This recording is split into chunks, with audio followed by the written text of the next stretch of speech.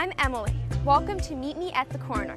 I'm here at the corner of Mason and Washington Streets in the heart of San Francisco, California, in front of the Cable Car Museum. San Francisco is called the City by the Bay.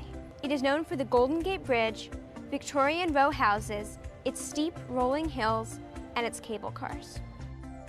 The cable car was invented by Andrew S. Halliday. Mr. Halliday was an engineer who developed a system of powerful cables of twisted steel wire. He started a company to manufacture his metal rope. One day, he saw a horse-drawn rail car traveling up the hills of San Francisco. After watching the poor horse struggle up the hill, he wondered, why can't cables be used instead of horses? Mr. Halliday went to work on the idea and soon came up with a design for a cable, railway, and a grip car. Today, we're going to talk to Mr. Joe Thompson, known as the Cable Car Guy. He is a historian and an expert about cable cars here in San Francisco. Can you explain how the cable car system works? An endless cable runs under the street in a ditch called a conduit that has a slot on top of it. A thing called a grip extends down from the car into the conduit, and it's like a hand. The cable runs underneath it when it's not gripping. At certain points, either the track dips down so the grip can grab the cable, or they pull a lever to push the cable up to the grip. And then the grip can be partly holding the cable, they call that partial release, and the cable moves through the grip but doesn't move the car. Or it can tightly grip the cable, and then the cable pulls the car along. Why do cable car drivers use a bell? The person who operates the cable car is called a gripman because he operates the grip.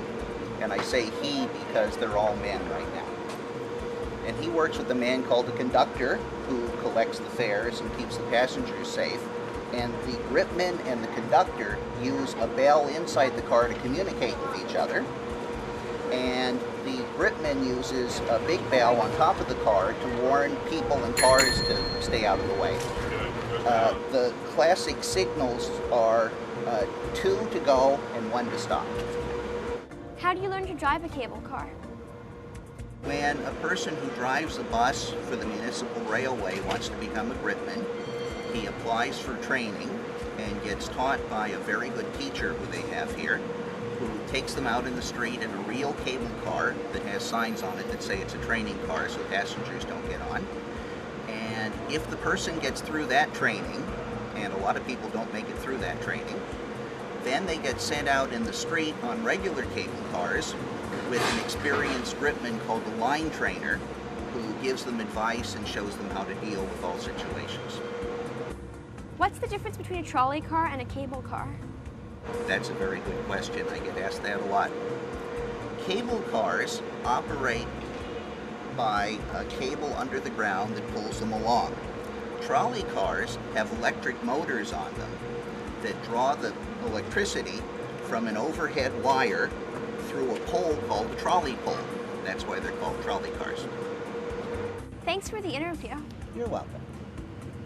That's it from my corner of the world. See you next time. Dr. Man, you want to go over there?